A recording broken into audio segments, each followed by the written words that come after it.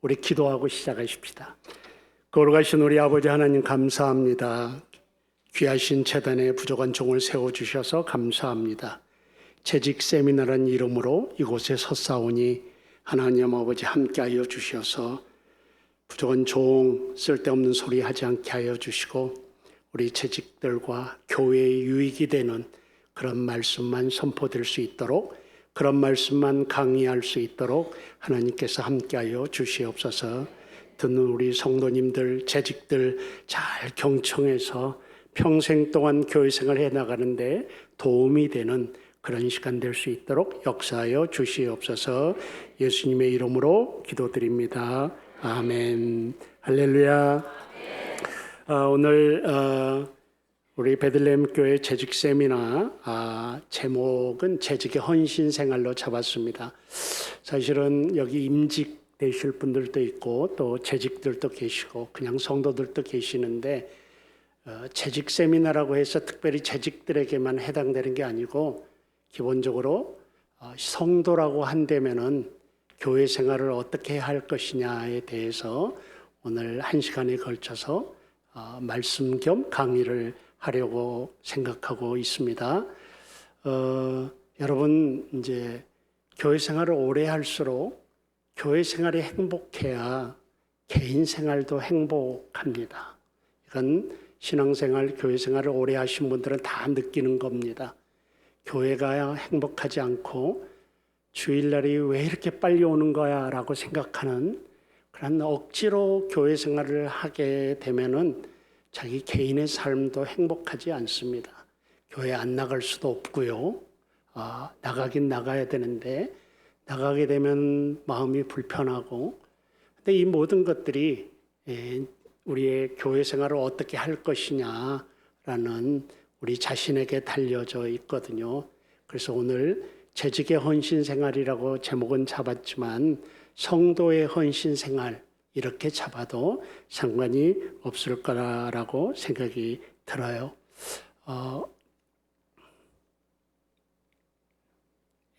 본문은 지났고요.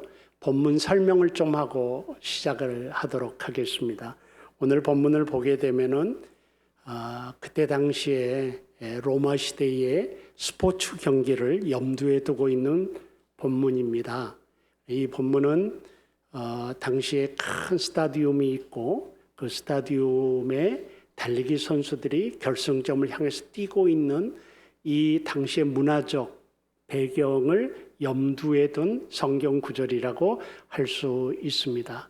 그래서 달리기 선수인데 이 달리기 선수가 마지막 스타디움으로 들어왔어요. 마라톤 선수가.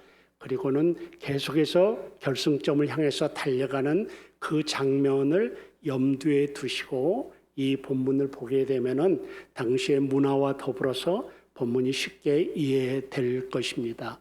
그래서 재직은 성도는 달리기 선수다라는 말을 이 본문을 통해서 이야기할 수 있겠습니다. 오늘 본문을 설명하고 설교하는 데 목적이 있는 게 아니라 도입하기 위해서 이 본문을 가져왔기 때문에 최대한 간략하게 설명을 하도록 하겠습니다. 그래서 재직은 성도는 달리기 선수이다. 믿습니까? 여러분 다 달리기 선수입니다.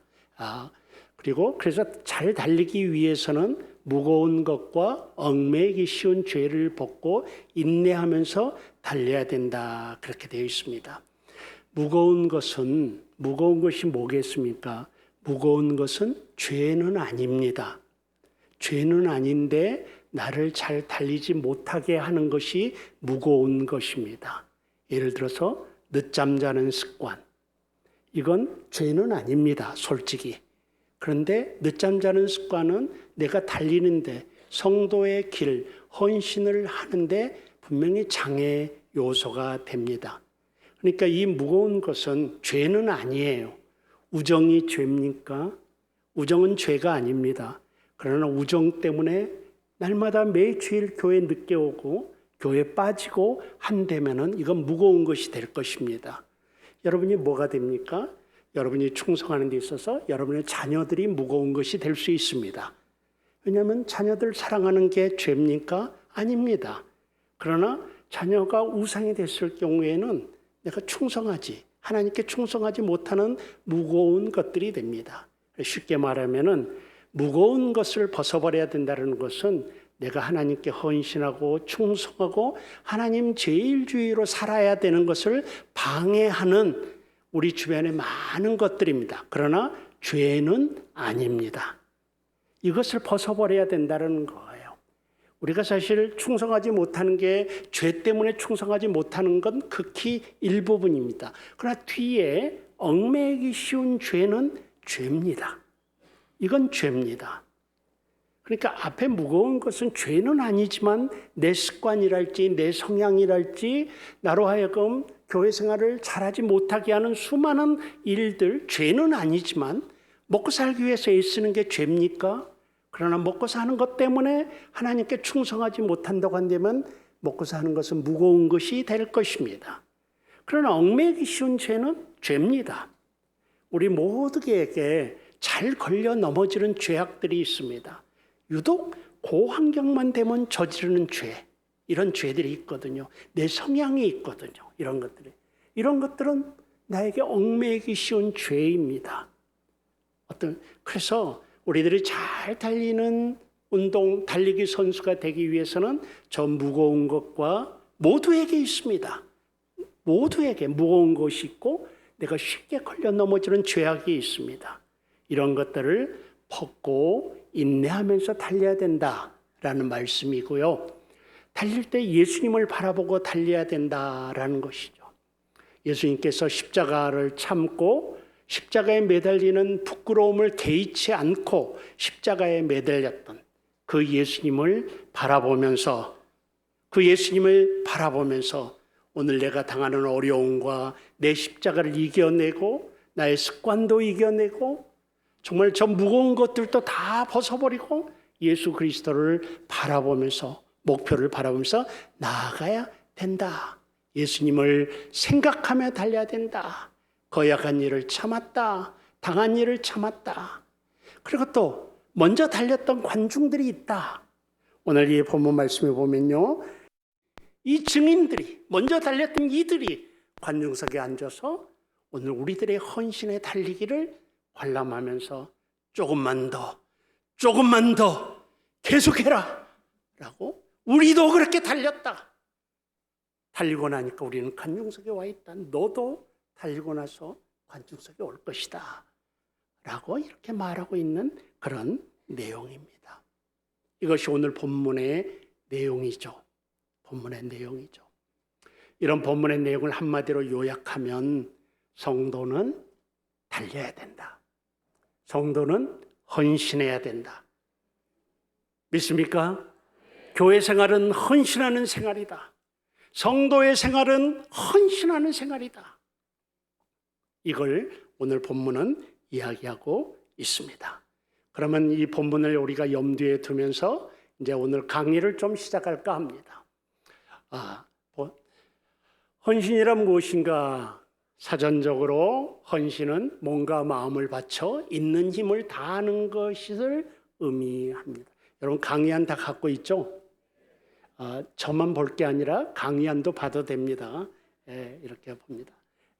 헌신은 몸과 마음을 바쳐 있는 힘을 다하는 것을 의미한다. 두 번째, 하나님이나 다른 사람을 위해 자신을 내어주는 것, 바치는 것, 종이 되어 섬기며 봉사하는 것, 온 힘을 기울여 수고하는 것이다. 이게 헌신입니다. 그래서 헌신은 하나님을 위해 몸과 마음을 바치고 힘을 다하는 것이다. 믿음과 소망과 사랑을 드러내는 자기 표현이다. 이렇게 어려운 말 아니죠. 또 여러분이 모르는 말도 아닙니다. 헌신은 하나님이나 다른 사람, 그리고 다른 사람이 누굽니까? 교회입니다. 교회는 이런 건물이 교회가 아니지 않습니까? 이건 교회당이죠. 교회당 안에 교회가 있습니다. 그리고 그 교회는 여러분들입니다. 사람들입니다. 헌신은 뭡니까? 하나님께 그리고 사람에게 내 몸을 주는 것이 헌신이라고 할 수 있습니다. 어떤 분들은 교회당에 헌신하는 것을 헌신으로 생각하는 것 같아요. 맞아요. 그거 정말 헌신이긴 해요. 그러나 진짜 헌신은 뭐예요? 하나님께 내 몸을 드리는 것이고 사람에게 내 몸을 드리는 거예요. 어떤 사람들은 사람들하고 관계가 좋지 않아요. 하나님하고도 관계가 좋지 않아. 근데 교회당을 위해서는 열심히 일해. 여러분, 오래가지 못하는 헌신이에요. 진짜로 헌신은 하나님께 몸을 드리는 것이고 내 옆에 있는 사람을 위해서 몸을 드리는 거예요. 어떤 사람들은 하나님하고는 사이가 좋아요. 그런데 옆에 사람하고는 사이가 안 좋아요. 이건 문제가 있는 겁니다. 문제가 있는 거예요. 반대도 있어요. 어떤 사람은 사람하고는 관계가 좋아요. 그러나 하나님하고는 사이가 안 좋아. 이 사람들은 교회를 날마다 다니고 사람들하고 사교하고 친교하고 모임에 참석하지만 자기 하나님이 없는 분들이에요. 자기 하나님에게 헌신하지 않아요. 어떤 분들은 하나님과는 굉장히 친해요. 막 영적이에요. 그러나 사람들하고 관계가 좋지 않아요. 사람에게 헌신하지 않아요. 이것은 자기 주관적인 신앙이 될 확률이 되게 커요. 조화가 있어야 됩니다. 헌신은 하나님께 헌신하고 사람에게 헌신한 것입니다. 이 헌신을 하다 보면 하나님의 집인 교회당에도 헌신할 수밖에 없어요. 이게 출발이 하나님과 사람이지 교회당부터 시작하면 안 된다는 것이죠. 그러면 쉽게 지치고 피곤하고 남 탓하게 되고요. 즐겁지 않고요. 자꾸 책임을 누구한테 돌리게 되고요. 이런 일들이 교회 생활을 하면서 일어나게 된다라는 것입니다. 그래서 헌신이란 무엇이냐? 하나님이나 다른 사람을 위해 나의 자신을 내주는 것이 헌신이다. 이렇게 생각하셔서 믿으시기를 바랍니다. 그래서 이후로 우리 베들레헴 교회 재직들은 하나님과 사람을 위해서 나를 희생하고 나를 드리는 그런 성도, 그런 재직들이 되시기를 주의 이름으로 축원합니다. 그러면은 왜 헌신을 해야만 하는가? 우리가 왜 헌신? 읽어보겠습니다. 첫째가 구원을 받았기 때문입니다. 예수님께서 나를 위해 돌아가셨다라는 이 만고불변의 진리 때문에 우리는 헌신해야 됩니다. 다른 이유가 필요 없습니다. 헌신의 이유가 필요 없으면 딱 한 가지 구원받았기 때문입니다. 구원받은 우리에게는 다 사명이 주어졌습니다. 어떤 사명이든지 감당하는 것은 헌신이 필요한 것이죠. 여러분, 다른 이유가 없습니다. 우리가 왜 하나님께 충성합니까? 우리가 왜 교회에 충성합니까? 이유는 딱 한 가지입니다. 우리가 월급 받고 충성합니까? No. 내 열정 갖고 충성합니까? 오래가지 못합니다. 시작이 뭡니까? 만고불변의 죄인이었던 내가, 정말 죄인이었던 내가 하나님으로부터 구원받았어. 이 구원받은 은혜를 어떻게 갚을 것인가? 이게 우리 헌신의 출발점이어야 됩니다. 사랑하는 우리 재직 여러분, 성도 여러분, 모든 교회 생활은 내가 구원받았다라는 이 감격으로부터 출발해야 됩니다. 여러분 믿습니까? 그게 진짜입니다. 여러분에게 구원받은 감격이 있습니까? 하나님이 나를 구원해 주셨어. 예수 그리스도가 나를 위해 죽으셨어. 이런 구원의 감격이 넘치면 넘칠수록 헌신이 힘들지 않아요. 이 헌신이 힘들지 않아요. 그러나 이 구원의 감격이 없으면 헌신은 굉장히 힘들어요. 굉장히 힘듭니다. 그래서 구원받았기 때문입니다. 또 두 번째로 무엇인가 하면은 은사를 받았기 때문입니다. 그러니까 구원받는 순간 하나님은 우리에게 은사를 주십니다. 교회를 위해서, 교회를 세우기 위해서. 은사는 영어로 기프트라고 하잖아요. 선물입니다. 하나님께서 구원받은 우리에게 은사를 주십니다. 그런데 여러분, 재능과 은사는 다릅니다. 재능과. 때로는 우리는 많은 재능을 은사로 생각하시는 분이 종종 있습니다. 그러나 재능은 타고난 것. 내 재능은 연습으로도 되기도 하고 타고나기도 하죠.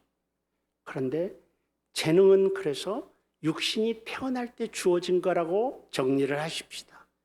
근데 은사는 뭐냐?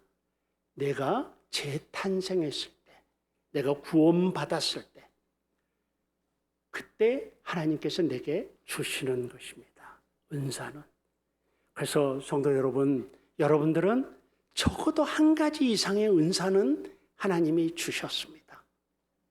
그게 하나님의 백성이라는 증거입니다. 내가 태어날 때 재능, DNA를 받았듯이 내가 구원받는 순간 하나님은 나에게 영적인 은사를 주십니다. 교회를 위해서 사용할 만한 은사를 한 가지 이상 반드시 주십니다. 나는 은사가 없어? 아닙니다. 찾아보십시오. 정말 교회를 세우기 위해서 하나님이 내게 주신 은사가 무엇인가를 한번 곰곰이 생각해 보십시오. 여러분이 쓰임받는 곳이 있습니다. 여러분이 잘할 수 있는 곳이 있습니다. 교회를 위해서. 물론 여러분, 재능이 은사가 되면 참 좋겠죠. 그러면은 정말 놀라운 일이 될 것입니다. 그렇지만 재능이 반드시 은사로 여겨지지는 않습니다. 피아노를 잘 치는 학생이 있었습니다. 재능이 정말 뛰어납니다. 피아노를 치는 재능이. 근데 이 학생을 교회에서 한번 써먹으려면 전도사 때 이야기입니다. 저 전도사 때. 얼마나 가서 아부를 해야 되는지 모릅니다. 야, 한 번만 와서 쳐줘. 한 번만 좀 반주 좀 해줘. 그러면 뻐기듯이 와서 합니다. 재능은 있는데 은사화는 안 되어 있는 것입니다. 재능은 피아노를 못 쳐도 은사화가 되어 있으면 기쁨으로, 정성으로. 여러분 피아노를 잘 쳐서 그게 교회입니까? 아니지 않습니까? 그래서 여러분 곰곰이 생각해 보십시오. 내가 교회를 세울 수 있기 위해서 내가 감당할 수 있는, 내가 잘할 수 있는, 내가 해서 기쁜 그런 일들이 있나? 반드시 있습니다. 반드시 있습니다. 그러면 그걸 통해서 봉사해야 됩니다. 헌신해야 됩니다. 그래서 은사를 받았기 때문에 그 은사를 활용을 해야 되는 것입니다. 그리고 하나님께서 그 은사를 활용하기 위해서 많은 능력을 주십니다. 여러분, 제가 말씀드리는 것은 성경에 금그릇, 은그릇, 질그릇, 나무그릇 이런 비유가 있습니다. 큰 집에는 그릇의 종류가 잘 있다고 그랬습니다. 맞습니다. 그게 바로 은사거든요. 여러 종류의 그릇이 교회 안에는 있습니다. 나무그릇도 있고 금그릇도 있고. 그런데요, 제가 가만히 이 목회자 생활을 하면서 배운 게 있는데 하나님께서 은그릇을 금그릇으로 만들지는 않아요. 여러분, 우리들은 보통 기도할 때 하나님, 나 같은 질그릇인데 금그릇이 되게 해 주십시오. 이렇게 기도를 하는데 사실은 나무 그릇이 금그릇이 되지는 않아요. 그렇지는 않아요. 근데 놀라운 걸 발견한 게 있습니다. 나무 그릇을 큰 나무 그릇으로는 만들어 주십니다.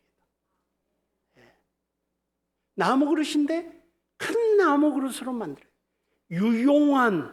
더 유용한 나무 그릇으로는 만들어 주셔요. 개 밥그릇으로 쓰였던 질그릇이 사람 먹는 질그릇, 사람 밥그릇으로 사용되는 질그릇으로는 바꾸어 주셔요. 하나님께서. 우리는 은사가 뭐냐? 나에게 작은 은사 같지만 이 은사를 사용하고 이 은사를 통해서 헌신하면은 이 은사가 점점 커져요. 이게 금그릇이 되지는 않아요. 여러분, 금그릇 되려고 하지 마십시오. 여러분, 금그릇 돼서 금고 안에 갇혀 있기를 원하십니까? 아니면 나무 그릇이 돼서 많은 사람들에게 사용되는 그릇이 되기를 원하십니까? 그래도 금그릇이 되고 싶어요? 저는 금그릇 안 되고 싶어요. 금그릇은 관상용이에요. 금그릇은 금고 안에 들어가 있어요. 누가 금그릇에서 밥 먹는 사람이 누가 있어요? 근데 질그릇은 뭐예요? 흔히 쓰이는 그릇이에요. 널리 쓰이는 그릇이에요. 근데 여러분, 그래서 금그릇이 되는 은사를 달라고 할 게 아니라 이 주어져 있는 내 그릇을 발견하고 이 그릇을 잘 헌신함으로 점점점 커지고 유용해지는 그릇이 되기를 주의 이름으로 축원합니다. 그게 우리에게 필요합니다. 우리들은 흔히 아이고, 나는 이게 보잘것없는 일, 안 보이는 일, 불평하고 저렇게 일했으면 좋겠다. 저렇게 우리 찬양대 섰으면 좋겠다. 뭐 눈에 보이는 이런 게 아니라 하나님께서 내게 어떤 은사를 주셨는지를 좀 잘 찾으셨으면 좋겠어요. 그래서 첫째는 구원받았기 때문에 이건 이유가 필요 없는 거예요. 헌신을 거부할 이유가 없어요. 구원받았기 때문에. 둘째로 하나님이 우리를 사용하시기 위해서 은사를 주셨기 때문에 이 두 가지 이유를 여러분들에게 좀 이렇게 말씀드리고 싶어요. 성도들에게 적어도 한 가지 이상의 은사를 주셨다. 성도는 받은 바 은사를 개발 활용하여 각자의 영역에서 목회자가 되어야 된다. 유용한 그릇이 되어야 된다. 이 은사를 활용하여 자신을 하나님께 바치는 삶을 헌신이라고 한다라고 되어 있습니다. 다음 세 번째, 그러면은 무엇을 헌신해야 하는가? 세 가지를 여러분들에게 말씀드리고 싶어요. 그럼 무엇을 헌신해야 되느냐? 무엇을? 하나님이 내가 구원받았고 하나님은 내게 은사를 주셨기 때문에 헌신해야 되는데, 그러면 무엇을 통해서 이 은사와 구원을 드러내야 되겠는가? 첫째는 자기 자신입니다. 몸입니다. 자기 자신. 자신을 바치는 것을 통해 헌신해야 됩니다. 여기서 자신이란 전부를 말합니다. 전부를.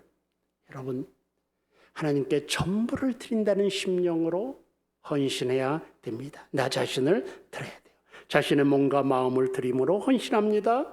자신을 들여서 주께 봉사하는 것은 하나님께서 가장 기뻐하시는 일이라고 합니다. 몸을 하나님께 기뻐하시는 거룩한 산 제사로 드리는 것입니다. 또한 마음을 들여 헌신해야 됩니다. 여러분, 저기 있는 성구를 잠깐 읽어보면 마태복음 15장 8절에 보면은 이 백성이 입술로는 나를 공경하되 마음은 내게서 멀도다라고 했거든요. 그러니까 마음 쏟는 그런 헌신. 그래서 몸과 마음이 자신이라고 할 수 있습니다. 그래서 자기 자신을 드리는 헌신을 해야 됩니다. 두 번째가 시간입니다. 시간. 여러분, 시간을 바쳐서 헌신해야 됩니다. 세월을 아끼는 게 뭐겠습니까? 하나님께 헌신하는 것이 세월을 아끼는 것이라고 저는 믿습니다. 여러분, 바쁘죠? 바쁘죠? 여러분, 저도 목회를 하고 있습니다마는 여러분, 새벽에 아침에 기도를 합니다. 기도를 해요. 그러면은 갑자기 얼마나 할 일이 많아요. 갑자기 막 해야 될 일이 막 생각나는 거예요. 그러면 있지 않습니까? 정직하게 제가 말씀드리는데 기도하다가 일어서요. 일하러 가요. 그러니까 문까지 나가. 나도 모르게. 해야 될, 제가 워커홀릭이거든요. 일 중심적인 사람이거든요. 기도하다가 막 일이 생각나면 나도 모르게 일어서서 나가서 본당 저 입구까지 나가요. 나가다가 아차, 그리고 다시 돌아와요. 그리고 기도 시간을 내가 애정했던 만큼 갖고 나가요.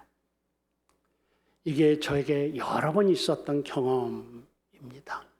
바쁘고 분주하고 그렇게 되면은 시간을 하나님께 드리는 시간이 자꾸만 줄어들어요. 그런데 여러분, 영적인 경제 원칙이 뭔고 하면은 자신 있게 제가 말씀드리는데 하나님께 헌신하면 시간이 남아요. 여러분, 제가 뭐 여러분들에게 빈말을 하고 있는 거 아닙니다. 살아계신 하나님께 헌신하면은 여러분 다른 삶에 있어서도 시간이 남아요. 바쁘고 하나님께 헌신하지 아니하고 바쁜 대로 살면은 시간이 계속 부족해요. 여러분 한번 해보십시오. 해보십시오. 바빠서 세상 일에 열심을 낸다고 한다면은 다 못해. 근데 한번 오늘 이후로 그래, 내가 하나님께 헌신하고 남은 시간으로 내 일을 해보겠다. 그러면은 옛날에 못했던 일까지 다 할 수 있어요. 이게 영적인 경제, 시간 경제예요. 제가 해보라니까요. 여러분, 해보라니까 정말이에요. 오히려 시간이 남아요. 왜? 하나님이 지혜를 주시니까. 우리가 하나님에게 투자한 시간에 대한 하나님의 보상이 있어요. 하나님이 우리에게 지혜를 주셔요. 오히려 빨리 일이 되게 하는 과정을 걷게 하셔요. 좋은 사람을 만나게 해주셔요. 하나님은 우리에게 보상해요. 그러니 여러분, 시간이 남아서 교회에 헌신하는 것이 아니라 하나님께 헌신한 다음에 여러분의 일들을 한번 계획해 보십시오. 목사로서 드린 얘기가 아닙니다. 저도 하나의 한 명의 성도입니다. 제가 체험적으로 겪고 있는 일입니다. 그래서 오늘 이후로 헌신이 뭐냐? 시간을 바쳐서 헌신해야 된다. 그런데 남는 시간으로 헌신하는 것이 아니라 헌신을 먼저 하신 다음에 여러분의 일을 하십시오. 하나님께서 여러분을 인도하십니다. 하나님께서 여러분들에게 큰 은혜를 주시고 체험을 하게 하십니다. 세 번째는 가장 어려운 얘기인데 소유를 바쳐서 헌신해야 됩니다. 여러분의 소유를. 우리가 가진 모든 것은 다 하나님의 것입니다. 그래서 하나님께로부터 온 그것을 하나님께 일부 돌려드리는 것입니다. 사실 하나님이 온 세상이 하나님의 것인데 없어서 우리에게 요구하시겠습니까? 없어서? 그렇지 않아요. 여러분들이 가진 모든 것 중에서 일부를 구별해서 좀 대접도 하고요. 헌신도 하고요. 여러분, 그냥 글쎄요. 정상적이긴 한데 어떤 분은 아주 그냥 10,000원 쓰고도 교회에다 청구를 해. 교회 일이라고. 예? 있어요, 여러분. 있어요. 장로님들 중에도 그런 분들이 계셔요.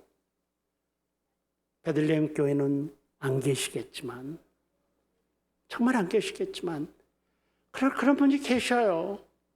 얼마나 교회에 대해서, 헌신에 대해서 인색한지. 여러분들 수입 중에서 헌신하는데 사람을 섬기고 때로는 교회를 섬기고 하나님을 섬긴다는 일에 여러분들의 주머니를 좀 열 필요가 있어요. 이것이 환대고요. 이것이 대접이에요. 그리고 여러분, 이 재미 들리면은 계속하게끔 되어 있어요. 일단 해보셔요. 그럼 하나님이 안 채워주십니까? 정말 채워주셔요. 이런 체험을 하게 되면 신앙이 얼마나 재밌는지 몰라요. 신앙생활이. 정말 채워주셔요. 눈앞에 있는 돈 5만 원이 아깝죠. 크죠. 우리들에게 다 크죠. 저에게도 크죠. 그럼 눈 딱 감고 그 5만 원을 한번 헌신하는 데 써보셔요. 시작이 중요해요. 그러시면 체험하는 신앙이 생겨요. 하나님이 갚아주시고 풍성하게. 여러분, 물을 자꾸 퍼내야 샘물이 맑아져요. 우리도 있잖아요. 재물을 내가 움켜쥔다고 해서 다 움켜쥐어지는 게 아닌 거 아시잖아요, 여러분. 여러분, 기껏 움켜잡았다가 병원 한번 가면 다 날아갈 거예요. 여러분, 정말 안타까운 분들이 평생 돈 열심히 짠돌이처럼 모았다가 나중에 병원에 다 갖다 주는 거예요. 여러분, 우리 알잖아요. 이런 거 다 알아. 아는데도 교훈을 안 받아, 우리가. 여러분, 병원에 갖다 주고 무슨 일을 하는 것보다 차라리 하나님을 위해서 헌신하는 데 미리 한번 써보셔요. 그러면 하나님께서 어떻게 갚아주시는지, 어떻게 해주시는지 한번 도박 한번 해보세요. 여러분, 하나님께 도박 한번 해보셔요. 어떻게 해주시는지. 저는 자신 있게 말할 수 있어요. 그렇게 살면 하나님이 책임져 주신다. 하나님이 갚아주신다. 이렇게 믿습니다. 여러분 믿습니까? 예, 이렇게 해서 이 소유를 바쳐서 헌신해야 된다라는 말씀을 드리고, 그러면 이제 다음 재직에 헌신하는 자세는, 성도가 헌신하는 자세는 어떤 자세인가, 이렇게 좀 이제 이 부분부터 제가 사실은 좀 강조하고 싶은 거예요. 첫째는 겸손하게 헌신해야 된다라는 말을 드리고 싶어요. 진실한 헌신은 낮은 자세를 유지합니다. 자신을 선전하거나 다른 사람들로부터 주의를 끌려고 하지 않습니다. 여러분, 나를 자랑하는 것과 하나님께 헌신하는 것은 서로 합쳐질 수 없습니다. 근데 우리들은 몰라도 하나님이 알고 계시잖아요. 너를 드러내기 위한 헌신이로구나. 이렇게 저게 문제가 되거든요. 진실한 헌신은 항상 낮은 자세를 유지합니다. 교회 열심히 일하는데 그 사람이 일하면 항상 시끄러워. 그런 분 계셔요? 열심히 헌신은 해. 근데 항상 시끄러워, 주변이. 그분이 일하게 되면 시끄러워요. 이유가 뭐겠습니까? 헌신은 열심히 하고 좋은데 겸손한 자세가 아닌 거예요. 자기를 낮추지 않는 거죠. 여러분 따라서 하세요. 따라서 한번 해보십시다. 그래, 그렇게 해도 되는구나. 뭔 말인지 아세요? 내 방법 고집할 필요 없다는 소리예요. 교회 와서. 정말 여러분이 이 슬로건을 하나 잘 외웠으면 좋겠어요. 그래, 그렇게 해도 되는구나. 내가 보기에 수준이 낮은 방법이야. 수준 낮은 거 좀 경제적이지 않아. 그래도 괜찮아요. 교회니까. 지난번 주일날 오후에 말했듯이 교회는 이익을 남기는 단체가 아니에요. 사람을 살리는 곳이에요. 그래서 사람을 살린다는 목표로 보게 한다면은 저 수준 낮은 방법이지만 괜찮은 거예요. 다시 한번 따라서요. 그래, 그렇게 해도 되는구나. 그럼 교회가 얼마? 이게 이제 낮은 자세를 유지한 겸손한 헌신이라는 거예요. 두 번째로 진실한 헌신은 자신의 위치를 안다. 주인이 아님을 안다. 종의 본분을 다하기 위해 가장 중요한 일은 자기의 위치를 알고 이를 지키는 것이다. 자신의 위치를 분별하지 못함이 오늘날 교회 내의 문제이다 라고 저 성경 구절은 여러분들 한번 찾아보셔요. 그러니까 헌신은 자기 위치에서 하는 거예요. 집사는 집사의 위치에서 헌신을 해야 돼요. 안수 집사님, 권사님, 장로님 각자의 위치에서, 여전대 회장 다 각자의 위치에서 그 선을 넘지 않는 게 좋은 거예요. 그래서 이걸 아는 것이 지혜고, 사실은 이걸 아는 것이 교회 생활하는 지혜라고 할 수가 있습니다. 그런데 많은 분들이 자기 위치를 본분 지키지 않고 있어요. 로마서 12장 3절 말씀이 뭡니까? 마땅히 생각할 그 이상의 생각을 품지 말고 오직 하나님께서 각 사람에게 나누어 주신 믿음의 분량대로 지혜롭게 생각하라, 지혜롭게 행동하라 라는 말씀이거든요. 그래서 첫째는 겸손한 헌신이 필요하다. 꼭 잊지 마십시오. 그래, 당신 방법대로 해도 돼. 그렇게 해보자. 이게 교회에 정말 헌신하는 첫 번째 요소입니다. 주일날도 우리 임직자들에게 말했지만 교회에 와서 화나는 이유가 있겠습니까? 교회에 와서 왜 화를 냅니까? 근데 이제 예배만 참석하면 화를 안 내요. 일하면서 화가 나. 일하면서 욕먹고 일하면서 화가 나. 근데 왜 화가 나는 거죠? 내 마음대로 안 되니까 화가 나는 거예요. 그럼 제가 이렇게 묻고 싶어요. 교회 와서 왜 내 마음대로 해야 되죠? 교회 일이 왜 내 마음대로 되어야 되는 것이죠? 그럴 이유가 없는 겁니다.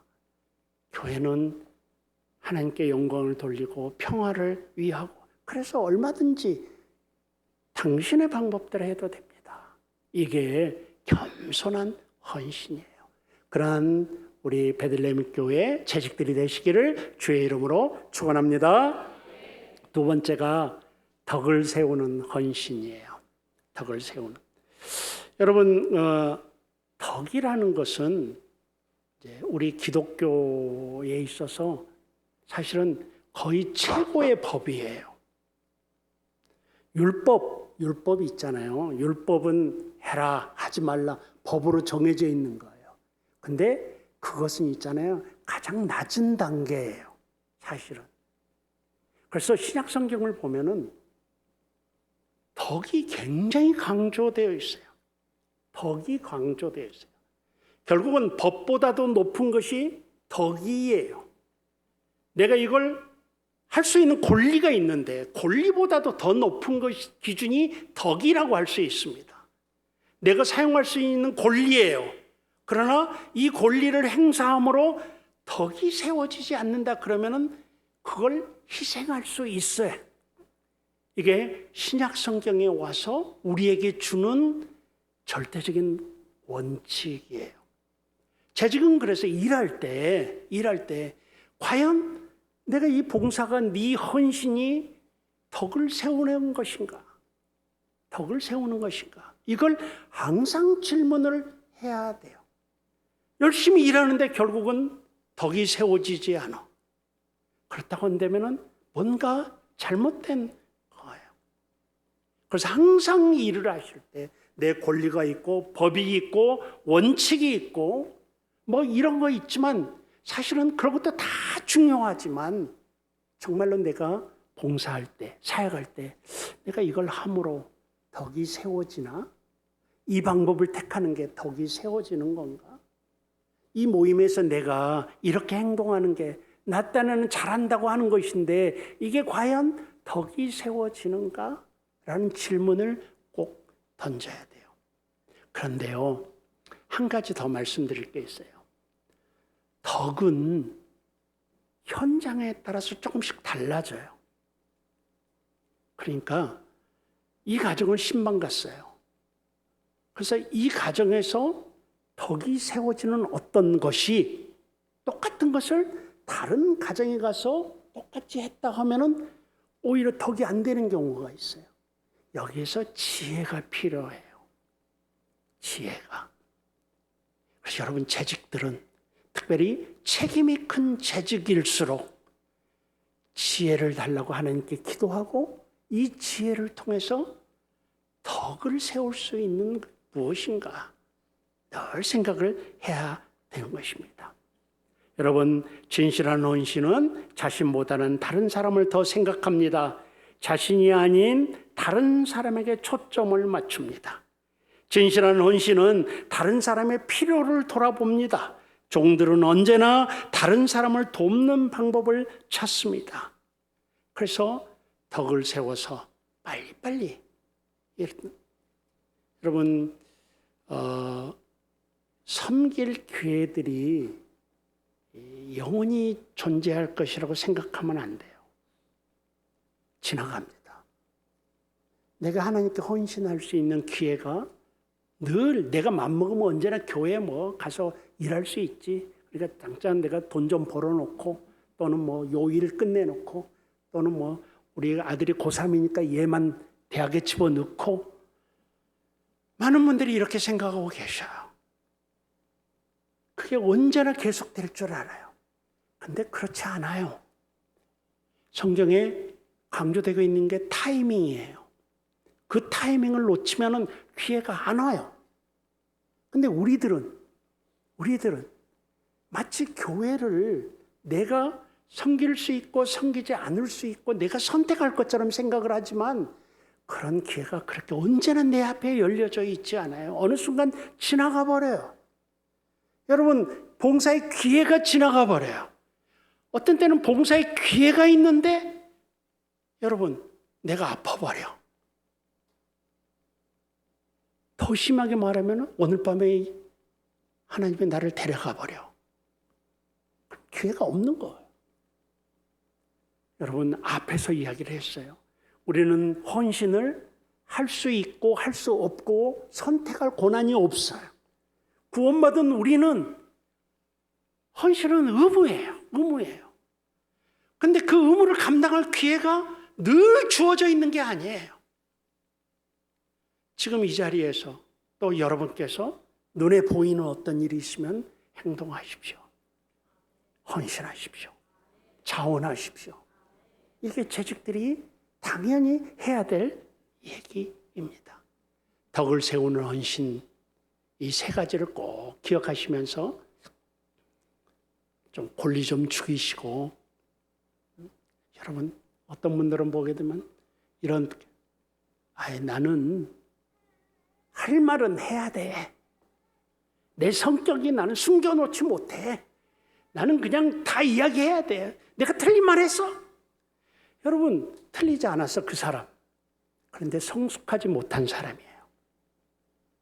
틀리지 않았지만 성숙하지 못한 사람이에요.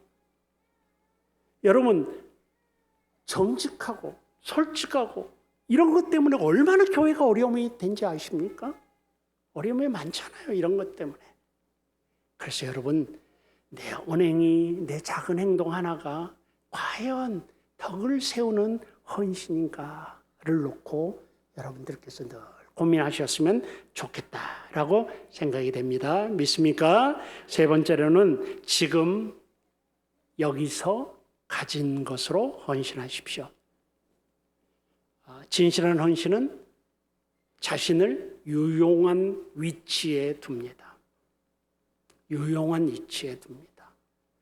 그러니까 이거 하나만 설명해도 다른 설명 안 해도 될 것 같아요. 여러분 하나님이 필요로 할 때 내가 여기 있습니다. 나를 사용하십시오 하는 게 유용한 거예요. 유용한 거. 그 위치에 자기를 두는 것입니다. 하나님 나 지금 가난해요. 가난한 대로 써주십시오. 하나님 내가 연약하고 시간이 없고 건강도 나쁩니다. 그런데 이 모습 이대로 써주십시오. 자기를 항상 유용한 위치에 내어 놓는 것입니다. 여러분 책임이 큰 직분일수록 교회에서 가까이 살아야 됩니다. 저희 교회 성도들 아니고 저 오늘 하고 가면 저는 끝나니까 막 말할 수 있어요. 이제 담임 목사님은 이런 말 못해요. 근데 제가 말하고 가려고 해요. 책임이 큰 성도일수록 교회에서 가까이 살아서 교회가 필요하면은 적어도 20-30분 안에 다 나타날 수 있어야 돼요. 이게 유용한 위치에 두는 거예요. 그런데 예를 들어서 장로님이 계시는데 장로님이 교회에서 유용하지 않아. 헌금은 많이 해. 근데 신체적으로 유용하지가 않아. 뭔 일을 하려고 하면은 그런 장로님들은 일주일에 한 번 나오셔. 멀리 사니까. 한 번 나오셔가지고 주일날 다 뭘 하려고 해요. 그리고는 끝. 유용하지 않아요. 여러분 직분자들, 임직자들, 재직들은 항상 자기 몸을 유용한 위치에 두어야 돼요. 교회에서 필요하면은 언제든지 나타날 수 있어야 되는 거예요. 언제든지 나타날 수 있어야 돼요. 여러분 제가 미국에서 목회하는데 이런 일이 있었어요. 구역별로 돌아가서 이렇게 교회 청소를 해요. 교회 청소를 합니다. 그런데 이제 변호사가 있었습니다. 시간당 200불을 버는, $200를 버는 변호사가 있었습니다. 근데 구역장이었어요. 그러니까 한 달에 한 번씩 돌아와서 계속 교회 청소를 해야 되는 거예요. 어느 날 이 집사님이 저를 찾아왔어요. 목사님, I have a good idea. 딱 그런 거예요.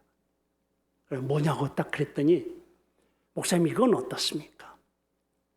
우리 구역이 청소하는 때는 제가 나가서 일을 하겠습니다. 2시간이면 400불을 봅니다. 그럼 그 400불로 전문 청소 업체를 고용하겠습니다. 그래서 교회 청소를 더 깔끔하고 전문적으로 하겠습니다. 이런 제안을 했어요. 목사님 어떻습니까? 이렇게 했어요. 제가 뭐라고 그랬게요? 여러분 뭐 어떻게 대답하실 거예요? 청소 더 잘할 수 있어요. 더 깨끗하게 전문가들이. 제가 뭐라고 그럴게요? 예스 했으면 여기서 말도 않지. 예. 노 그랬어요. 집사님, 교회는 그런 것이 아닙니다. 교회는 당신 몸으로 헌신하는 것입니다. 이렇게 이야기를 했어요. 하여튼 그런 경우 항상 자신을 유용한 위치에 두는, 그래서 교회가 필요로 했을 때 어떤 분들은 나중에 할게요. 앞에서도 말했지만 나중에 할게요.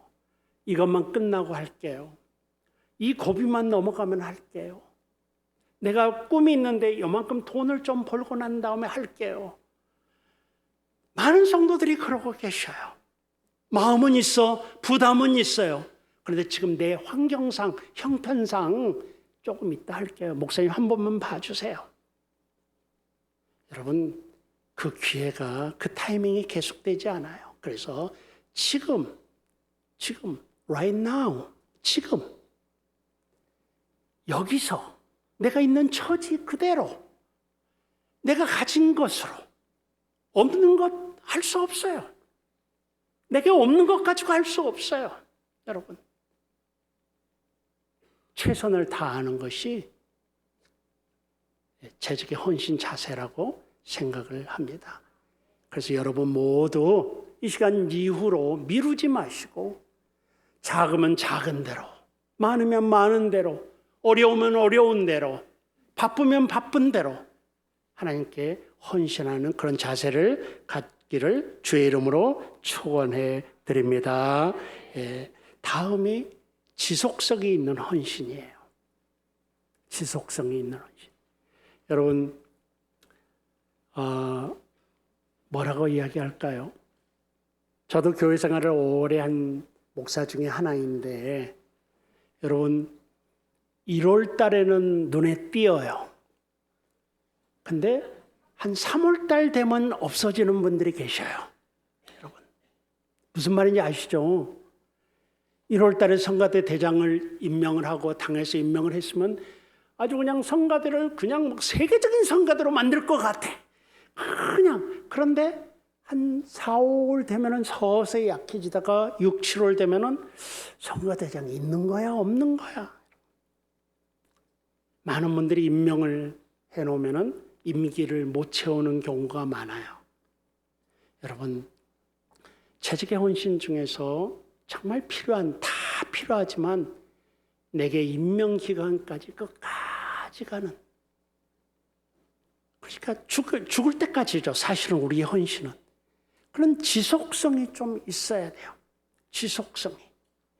그래서 시작이 있는데 끝이 없는 분들, 시작은 떠들썩한데 끝이 흐지부지 되는 것들, 이런 경우가 사실은 목회자들을 어렵게 해요.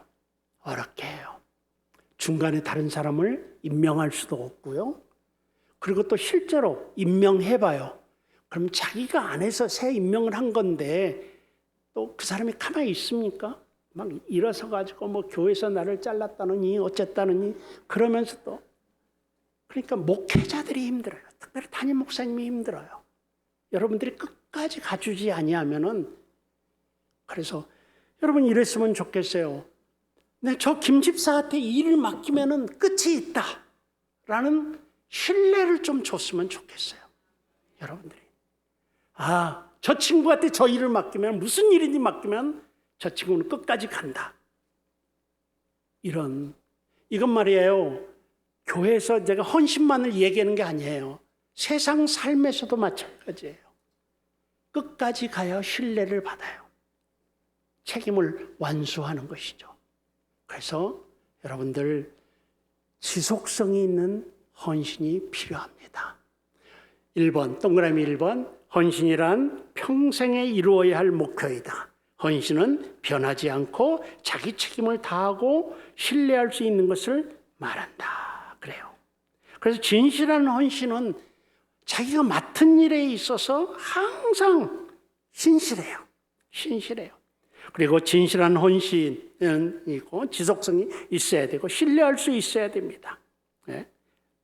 그가 헌신하는 작은 일들은 그의 크고 넓은 마음을 보여준다. 작은 것에 충성하시면은 그 충성이 하나님 보시기에도 예뻐 보이고 사람들에게도 신뢰를 받아요. 많은 분들이 이렇게 이야기해요. 여러분들도 그러실지 모르겠지만 하나님은 아신다, 나를. 하나님은 나를 아신다 그래요. 근데 있잖아요. 하나님이 아시는 사람은 사람도 알아야 돼요. 여러분, 억울해. 하나님이 나의 마음을 알아. 하나님이 아셔. 이건 있잖아요. 순교 상황에서 적용돼요. 사람들이 나를 죽이는 상황이야.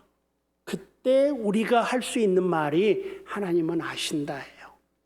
근데 우리는 지금 박해받는 상황이 아니에요. 여러분이 박해받는 상황에서는 얼마든지 하나님이 아신다라고 이야기할 수 있어요. 그러나 박해받지 않는 상황 속에서 내 억울함을 하나님께 나를 커버하기 위해서 하나님은 아신다는 말을 함부로 사용하면 안 돼요. 왜냐하면 하나님이 아시면 사람도 알아야 돼요. 그게 성경이에요. 그게 성경의 가르침이에요. 여러분들이 헌신하면서 중간에 그만둬. 아유, 하나님은 아신다. 저 왼수 같은 집사 때문에 내가 그만두는데 하나님은 아신다 내 마음을. 나는 하고 싶었어. 그런데 여러분 그거 틀린 말이에요. 사람들도 알아야 돼. 대부분의 사람들은 그래요. 아, 저 집사님 또 조금 하다가 막 반짝하다가 그만둘 거야. 이 말 들으면 안 되는 거예요. 성도가 그런 말 들으면 안 되는 거죠. 오늘 이후로 여러분이 맡은 일, 여러분이 가진 직분, 여러분이 가진 은사 활용 정말 끝까지 가기를 주의 이름으로 축원합니다. 중간에 그만두기 없기. 어떤 일이 있어도 끝까지 임기는 채우기. 할수록 아멘 소리가 작아져요. 지속성이 있는 그런 헌신이 되시기를 주의 이름으로 축원합니다. 다음 헌신에 대해서는 자세 4가지를 이야기했습니다. 겸손한 헌신, 덕을 세우는 헌신, 지금 여기서 가진 것으로 헌신, 지속성이 있는 헌신. 뭐 얼마나 많은 헌신의 방법이 있겠어요. 그런데 적어도 제가 목사로서 또 교회 생활을 통해서 우리 성도들하고 많이 어울리면서 생각되는 정말 핵심적인 것, 저 4가지예요. 헌신은 겸손하게 해야 된다. 헌신은 덕을 세우는 헌신을 해야 된다. 일 잘하는 게 중요하지 않아요. 덕을 세우는 게 중요해요. 일 잘하는 건 세상에 가서 하셔요. 그러나 일 잘하기 위해서 덕이 깨우쳐져서는 안 돼요. 깨져서는 안 돼요. 그리고 지금 미루지 말고 지금 여기서 가진 것으로, 그리고 지속성을 갖고 끝까지 이 4가지만 여러분이 잘 해주시면 정말 베들레헴 교회 난리 날 거예요. 난리 날 거예요. 정말 예루살렘 교회 같은 난리가 날 거예요. 좋은 쪽에서. 여러분 믿습니다. 네. 다음 헌신에 대한 보상은 너무 간단하게 얘기했습니다. 여러분 주일이 제일 피곤한 날이에요. 여러분들 재직 생활하고 책임이 많을수록 주일이 더 피곤한 날이야. 주일이. 근데 여러분 놀라운 게 있어요. 안 피곤해. 실제적으로 마치 있잖아요. 다음 주일 되면 또 와서 또 해. 돌아갈 때는 아이고 정말 내가 이게 그러고 하는데 다음 주일 되면 아침부터 또 준비를 해. 그래가지고 또 나와서 헌신을 해. 뭐겠어요? 제가 표현을 하면 보람이에요. 보람. 하나님 앞에서 느껴지는 보람이 있기 때문이에요. 보람이 있기 때문에. 이 보람 때문에 하는 거예요. 여러분 그래서 하나님께 헌신하고 교회에 헌신했을 때 여러분 마음속에 보람이 있습니다. 뿌듯함이 있습니다. 하나님이 주시는 만족이 있습니다. 여러분. 그렇기 때문에 이 일을 계속할 수 있는 거예요. 혹시 여러분 헌신을 안 하시는 분들이 혹시 이 자리에 계시다고 한다면은 목회자들과 의논을 해서 여러분들의 은사를 쓸 곳에 작은 일이나마 시작을 해보십시오. 헌신해 보십시오. 그러면 마음속에 찾아오는 영적 기쁨이 있습니다. 그 풍성함이 있습니다. 가격과 가치라는 말을 쓰고 싶습니다. 여러분 가격을 위해서 살고 싶습니까? 아니면 가치를 위해서 살고 싶습니까? 우리는 그리스도인으로서 가치를 위해서 살아야 됩니다. 헌신은 가격으로 따지면 마이너스입니다. 오히려 내가 다 가격을 내야 됩니다. 그러나 가치가 높은 거예요. 매우 큰 가치가 있는 거예요. 그렇기 때문에 우리가 이 일을 계속할 수 있는 겁니다. 그래서 첫째는 보람된 삶을 살 수 있습니다. 새로운 의미를 찾을 수 있습니다. 혹시 여러분 인생에 재미없으십니까? 낙심되는 일 많습니까?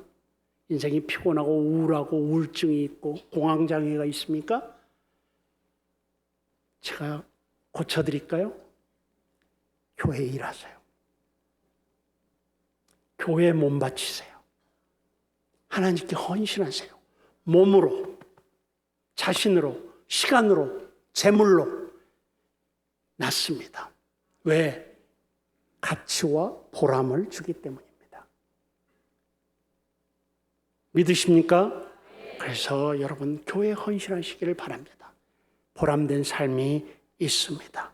두 번째는요, 마음의 평화가 있습니다. 마음의 평화가. 주의 일 열심히 하면은 마음의 평화가 찾아옵니다. 세상은 다 평화를 원합니다. 세상은 다 평안을 원합니다. 여러분 저기 비교해 놨습니다. 평안을 위해서 살겠습니까? 평안을 위해서 살겠습니까? 사람들은 편안을 추구합니다. 또 편안하면 좋습니다. 그러나 그보다 더 수준 높은 것이 바로 평안입니다. 마음이 편해야 됩니다. 육신이 편한 것보다는 마음이 편해야 되죠. 그게 평안이고 육신이 편안이라고 하죠. 그런데 여러분 헌신해 보십시오. 몸은 분주하고 피곤해도 마음속에 평안이 찾아옵니다. 그래서 마음이 늘 불안하고 늘 심통이 나 있고 불만 가득하고 그러신 분이 계시다고 한다면은 여러분 제가 약으로 제공합니다. 헌신하십시오. 그러면 싹 나올 것입니다. 왜? 다른 곳이 있으니까. 가치가 있고 평안이 있는 곳이니까. 이게 중요합니다. 그리고 풍성한 삶이 있습니다. 헌신하시면 풍성한 삶이 있습니다. 여러분 품을 팔아놓다라는 게 뭐죠? 시골에서 농사질 때 가서 일을 서로 품 팔아서 도와주는 것입니다. 그래서 옆집에 품을 팔아놓았어. 그러면 내가 필요할 때 언제든지 그 이웃을 한번 데려다가 쓸 수 있는 거예요. 사랑하는 성도 여러분, 하나님께 헌신하고 교회에 헌신하는 것은 저축해 놓은 것과 맞습니다. 언젠가 내가 필요할 때 그걸 뺏을 수 있습니다. 이걸 저는 풍성한 삶이라고 말하고 싶습니다. 그러니까 여러분, 교회 헌신하고 세상 사람들 그럽니다. 저 집사 날이면 날마다 교회 가서 그러는데 어떻게 벌어먹고 살지? 더 풍성하게 벌어먹고 삽니다. 한번 해보라니까요. 해보라니까. 예. 더 풍성하게 살 수 있습니다. 품을 팔아놓는 것이다. 하나님께서 책임져 주신다. 앞에서도 이야기했지만 그래서 남은 시간으로 헌신하는 것이 아니라 헌신을 먼저 하고 남은 시간으로 먹고 사십시오. 그리할 때 하나님께서 저렇게 풍성한 삶을 허락하십니다. 마지막으로 영원한 상급이 있습니다. 이 영원한 상급은 하늘나라에 있는 상급이죠. 여러분 다시 오늘 성경 본문으로 돌아가겠습니다. 우리가 결승점을 통과하는 순간 하나님이 우리를 맞아주십니다.